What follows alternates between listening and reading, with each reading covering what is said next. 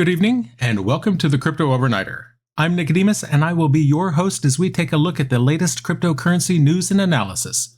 So sit back, relax, and let's get started. And remember, none of this is financial advice. And it's 10 p.m. on Sunday, July 2nd, 2023. Welcome back to the Crypto Overnighter, where we have no sponsors, no hidden agendas, and no BS. But we do have a contest to talk about. Bright and early this morning, I crept upstairs to my studio office area, used the randomizer, and selected a winner. I commented on the May 2023 covers video, letting the winner know that they've won. I'm just waiting to hear back from them so I know where to send it. And to be honest, not many people entered, so each entry had a really good chance. So, that means we have a new contest, right? You know the drill by now. Subscribe to the podcast and comment on the June 2023 covers video, and you too may find yourself the winner of a brand spanking new hardware wallet. Because I am serious when I say that people should learn to custody their own crypto. Even if you choose not to do so, have the knowledge and the tools to do so should you change your mind. Okay, enough preaching, on with the news. We've got everything from the latest buzz around Bitcoin Spot ETFs to the rumors swirling around SEC Chair Gary Gensler. From crypto concerns in Russia to the exciting developments in Hong Kong's Web3 space. And that's not all. We'll also be talking about a recent attack on the Poly network and the global surge in the exploration of central bank digital currencies. So sit back, relax, and let's get started with our first story. The world of crypto is buzzing with the news of several major financial entities refiling their applications for spot Bitcoin exchange-traded funds. The BZX exchange of CBOE has named Coinbase as its market for its surveillance sharing agreement. This move comes in response to the U.S. Securities Exchange Commission's criticism that previous applications were inadequate due to the lack of a named market for surveillance sharing agreements.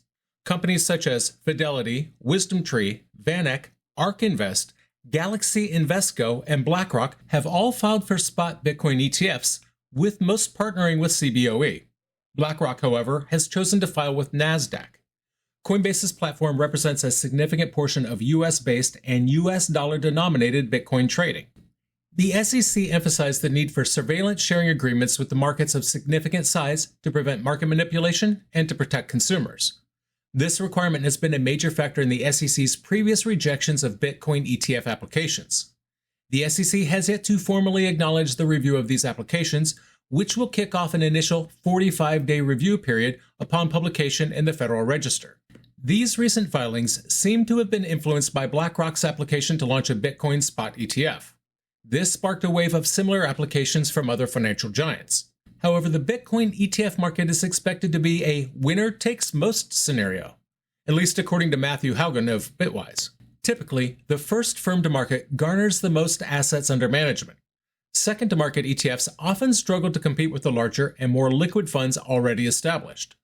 Despite the competition, the hope for approval of a spot Bitcoin ETF remains high among these financial entities. As you can see, the race to launch a Bitcoin spot ETF has intensified, with several major players in the financial industry refiling their applications. The inclusion of Coinbase as a surveillance partner marks a significant step in these applications.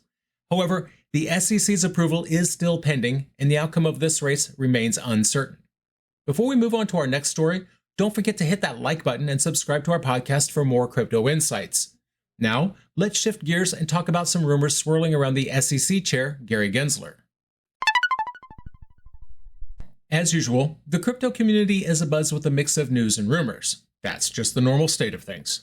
Lately, the most notable of these is the speculation surrounding the resignation of Gary Gensler, the chair of the SEC. Despite these rumors, Gensler's resignation seems highly unlikely, given that no SEC chair has ever resigned within the first 2 years of their tenure.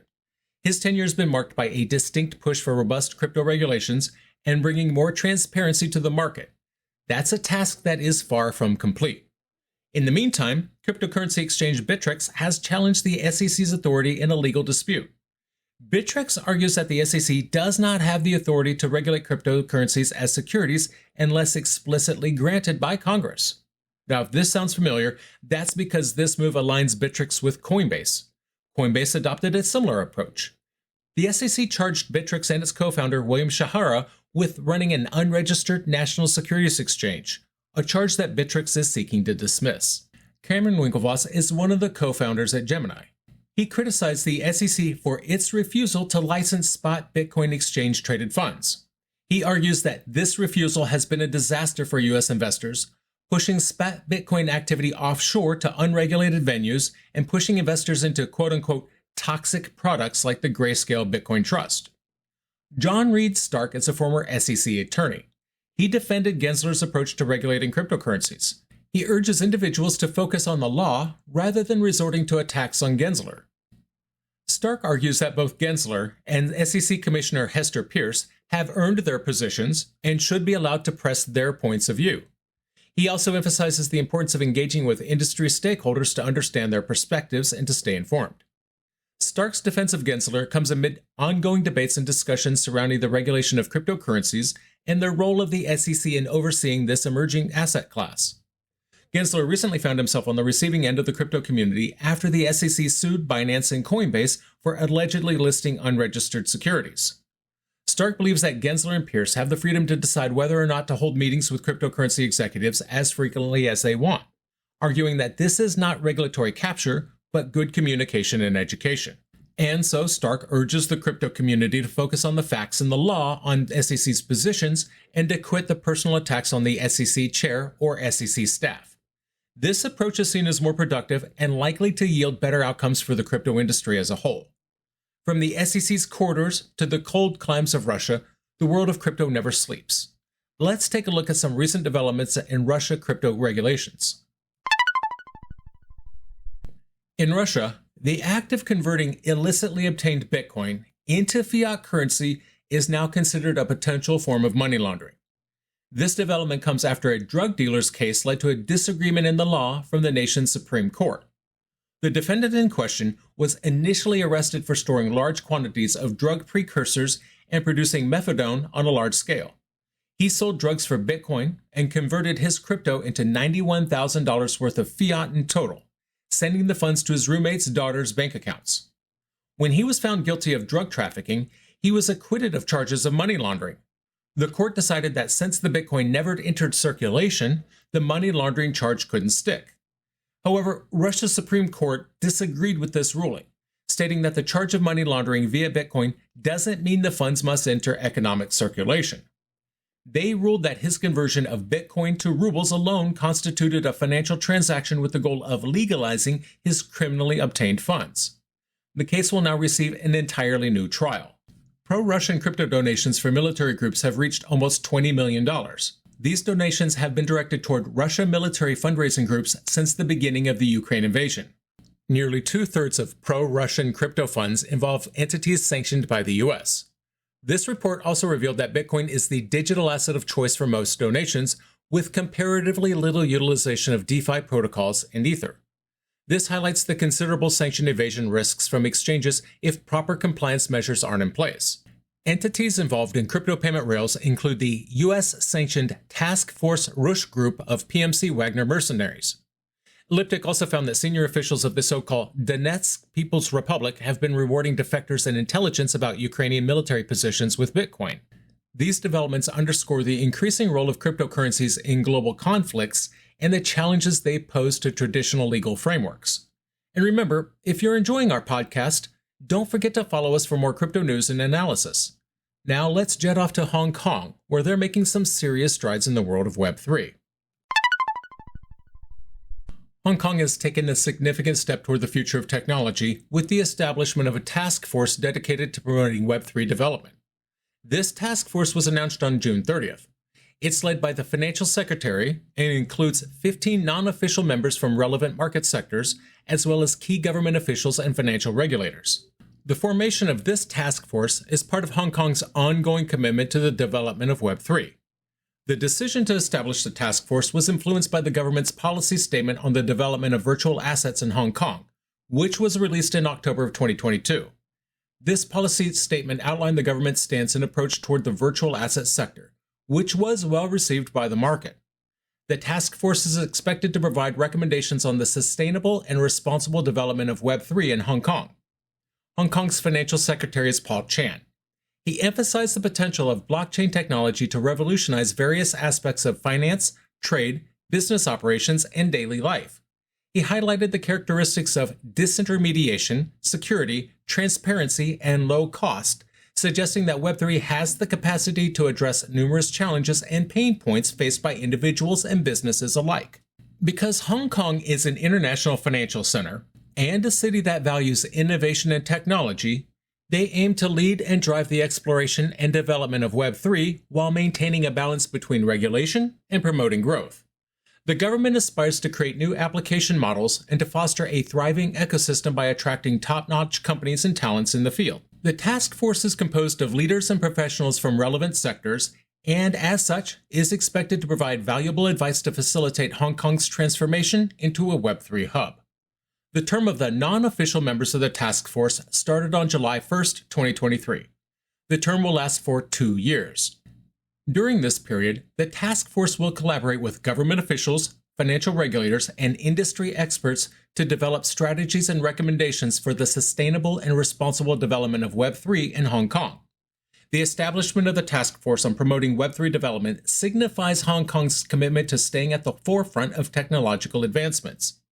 By embracing Web3 and its underlying blockchain technology, the city aims to leverage its status as a global financial hub to foster innovation, attract investment, and facilitate the growth of new industries. With the support of the task force, Hong Kong is well positioned to establish itself as a prominent player in the Web3 landscape. From the future of the internet to the harsh realities of the present, let's discuss a recent attack on the Poly network. And remember folks, always keep your crypto secure. The Poly network is a cross-chain protocol. Over the weekend, they were hit by attackers who manipulated the system to issue billions of tokens that did not exist. The attackers took advantage of a vulnerability in Poly Network's bridge tool, which is designed to allow users to swap tokens between different blockchains. The attackers minted 24 billion Binance USD and BNB on the Metis blockchain, 999 Shiba Inu on the Heko blockchain, and millions of other tokens on various other networks such as Avalanche and Polygon. This meant that the attacker's wallet held over $42 billion worth of tokens immediately following the attack. However, the lack of liquidity prevented the attackers from monetizing the gigantic token stash. Metis developers confirmed there was no sell liquidity available for the BNB and BUSD, while the illicitly issued Metis tokens were locked on the Poly network bridge by developers. The attacker did find liquidity for other illicitly minted tokens and was able to exchange 94 billion SHIB tokens for 360 Ether, 495 million Cook for 16 Ether, and 15 million RF Fuel for 27 Ether. This was not Poly Network's first rodeo. The protocol was exploited for $600 million in August of 2021. That was a record hack at the time. It occurred after the alleged leak of a private key used to sign a cross-chain message. This highlights the vulnerability of bridges in the crypto ecosystem. They are crucial for enabling the transfer of billions of dollars worth of tokens between various networks, but have been the topmost target for attacks and hacks in the industry's history. Despite the recent hack's magnitude, the attacker could only convert a small portion of these tokens, estimated to be around $400,000 worth of crypto. The rest had no liquidity and were essentially worthless. This incident raises questions about the platform's security moving forward and whether any stolen crypto will be recovered. The Poly network assured its users that it's committed to safeguarding their assets and is currently assessing the scope of the attack and the assets impacted. Binance's CEO Changpeng Zhao said that Binance was unaffected as it does not support deposits from the Poly network, but its security team is assisting with the investigation. This incident serves as a stark reminder of the risks associated with the crypto industry and the importance of robust security measures. It also underscores the need for greater transparency and accountability in the crypto space to protect users and their assets. Before we dive into our final story, make sure you've subscribed to our podcast for all the latest in the crypto world. Now, let's talk about the global surge in the exploration of central bank digital currencies. The world is witnessing a surge in the exploration of CBDCs. At present, 130 countries, accounting for 98% of the global GDP, they're currently investigating this new form of currency. In the past 3 years, 95 countries have joined the race, including developed economies like Japan, South Korea, Australia, and the UK. China is leading the pack, having already launched several initiatives to popularize the digital yuan. Other countries showing strong determination to issue digital versions of their official currencies include Nigeria, as well as the Bahamas, Jamaica, and other Caribbean islands. The United States, however, seems to have stalled its progress on a retail CBDC, focusing instead on a wholesale CBDC. Other leading economies like Japan and the UK are developing prototypes and considering public consultation on the eventual release of a CBDC. The European Central Bank has shown intentions to introduce a digital euro, while Brazil and India plan to launch their CBDCs next year. Despite the global interest, skepticism towards CBDCs is strong in countries like Canada and the UK. Surveys conducted in these countries reveal clear reservations about the technology, with most Brits expressing concern about UK authorities having control over people's funds, and 39% of Canadians worried about losing control over their finances. In America, presidential candidate Robert F. Kennedy Jr. voiced concerns about CBDCs, labeling them as products to be used for oppression. Florida Governor Ron DeSantis has also criticized the technology as a surveillance tool, supporting a ban within his state. The most common concern among Canadians about a CBDC include the potential for fraud, the risk of cyber attacks, and the possibility of cash being phased out. In the UK, 73% of the population expressed concern about giving authorities control over their funds. 67% were troubled by the idea that CBDCs could expire, with funds disappearing if not spent. Makes it really hard to save for the future that way. Despite the skepticism, some feel that there are potential benefits to CBDCs. They could promote financial inclusion by providing money access to the unbanked population, introduce competition in local monetary markets, increasing the efficiency of settlements, and lower transaction fees. However, the fact that CBDCs will be issued and controlled by central banks raises concerns about privacy and the potential for misuse. As CBDC research continues, it's clear that a comprehensive, society-wide debate is needed to address these concerns and to ensure that implementing this new form of currency is in the public's best interest. So, what happened? We kicked off with the buzz around Spot Bitcoin ETFs, where major financial entities are refiling their applications, with Coinbase playing a significant role in surveillance sharing agreements. This development could potentially open up the crypto market for a broader investor base, but the SEC's approval remains a hurdle. Next, we delved into the rumors surrounding SEC Chair Gary Gensler's resignation.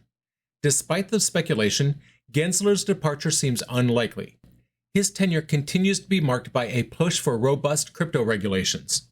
The crypto community's response to these regulations, as seen in Bitrix's challenge to the SEC's authority, is a testament to the ongoing tension between the industry and regulators. Our journey then took us to Russia, where the conversion of Bitcoin into fiat currency is now considered a potential form of money laundering. Coupled with the surge in pro-Russian crypto donations for military groups, these developments underscore the increasing role of cryptocurrencies in global conflicts and the challenges they pose to traditional legal frameworks. We also touched on Hong Kong's significant step towards the future of technology with the establishment of a task force dedicated to promoting Web3 development. This move signifies Hong Kong's commitment to staying at the forefront of technological advancements and its aspiration to become a Web3 hub. From there, we discussed the recent attack on the Poly network, highlighting the vulnerability of breaches in the crypto ecosystem and the importance of robust security measures in the crypto industry. Despite the hack's magnitude, the attacker could only convert a small portion of the illicitly minted tokens. Finally, we explored the global surge in the exploration of central bank digital currencies. Despite skepticism in various countries, the potential benefits of CBDCs, such as promoting financial inclusion and increasing the efficiency of settlements, cannot be overlooked. However, concerns about privacy and the potential for misuse persist, indicating the need for a comprehensive debate on the development and implementation of this new form of currency. And that's going to do it for us tonight. I want to thank you, my listeners, because when you stop listening, I will stop talking. If you enjoyed tonight's show, then please like, follow, subscribe, leave a rating, or maybe a review. And in the meantime, we'll see you tomorrow night.